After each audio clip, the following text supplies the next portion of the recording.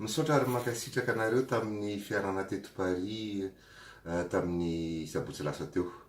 Anjaranareo à Montpellier indray amin'ny samedi 2 mars izao miaraka amin'ny Njakatiana mazava ho azy sy ireo musiciens avy eto à Paris au grand complet. Efa ela ny tenanay tsy tany Montpellier zany ka andao tsika samy anararaotra n'izany hoe retrouvailles amin'ny alalan'ny fiaratsika zay heverina fa afinaritra tokoa. De somary hafa kely koa izy ity satria manomboka amin'ny 7 ora hariva, zany hoe à 19h de tongava aloha fa sao de mety ho taraiky ny zavatra voamarika afinaritra amin'ny fotoana io. Ny adresy sy ny toerana anaovantsika ny fiarahana zany de ao amin'ny Maison pour tous, Mélina Mercouri.